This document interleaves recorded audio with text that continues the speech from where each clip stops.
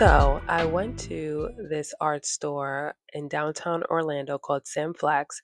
This is my first time ever going inside, even though I've passed it many a times. But I just wanted to show like a quick view of what it looks like on the inside.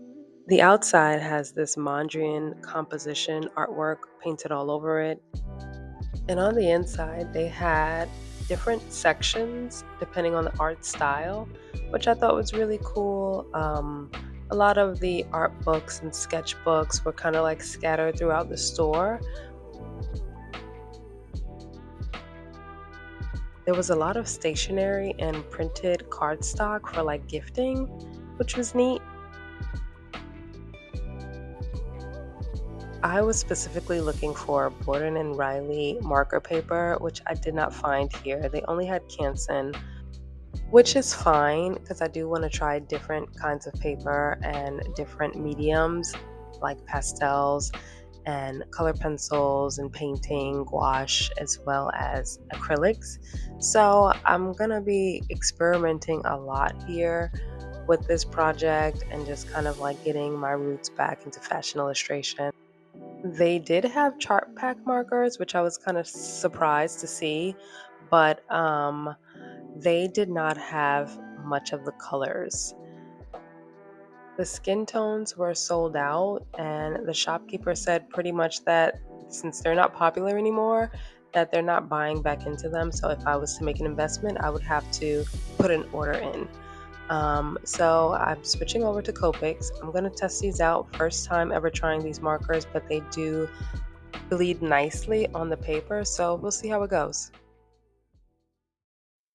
So I did purchase a small handful of items, not many, but I did want to show what I picked up because right now I don't have any supplies at all besides Crayola color pencils and a couple of like mechanical lead pencils.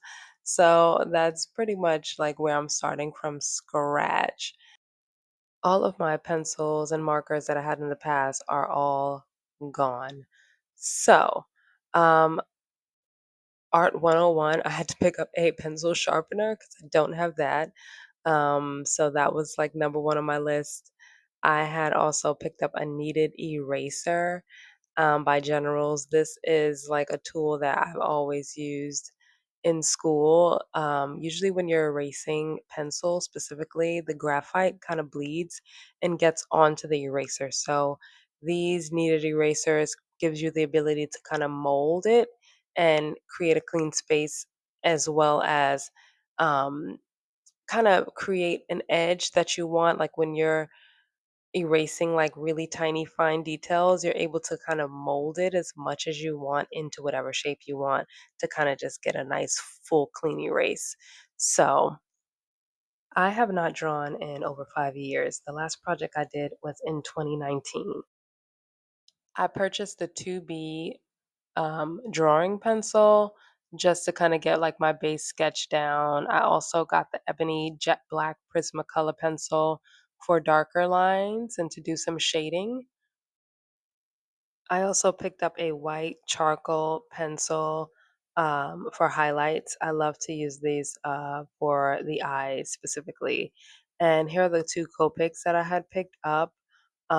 Two skin tone colors. I will not be using any of these supplies today, to be honest with you, but I was like testing out all the different skin tones and shades, and these are some really cool markers. I'm really excited to kind of see how the other colors look.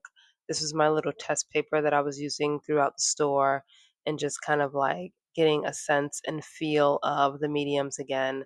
So, really excited to get started here.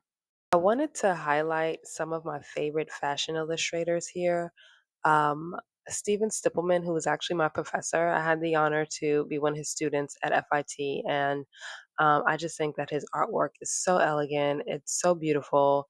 His shading, the way that he displays like color, his rendering techniques was just like really admirable to me. So I'm very thrilled that I was able to have him as a professor, as well as kind of have his books to kind of keep me learning and understanding fashion illustration and how to grow. Another one of my favorites is Kenneth Paul Block. and I really love how bold and grand his artwork is. So, very sketchy, very unique. I love illustrators that kind of more on the abstract side that gives you an idea of what you're looking at, that is not too fine into the details. What I do like about KPB is that when it comes to like illustrating textures, it looks so detailed, but it's so lightweight and so kind of unfinished, which I love to understand that type of rendering. So that's kind of what I want to work towards, is kind of creating these really fashion forward sketches and illustrations that you kind of don't see anymore nowadays. I love that the point of view of the artist really shines through in fashion illustration. He's known for these groupings where the figures are layered on top of each other and kind of talking to one another and telling a story. So I do want to perfect that art style. As you can see on the top left, the Halston drawing, as well as these two figures on the right. I also want to mention some newer artists that I really do love. Angelica Rosalind. She's based out of London and she has this unique abstract fashion art point of view that I love. And this artwork reminded me of me, so this is my current desktop background. I also want to highlight Jessica Rose Bird. Her colors are just so rich, and I think that she just also has a unique abstract point of view. And here are some of my illustrations that I've done in the past, just to show you kind of where I was. And here is where I am.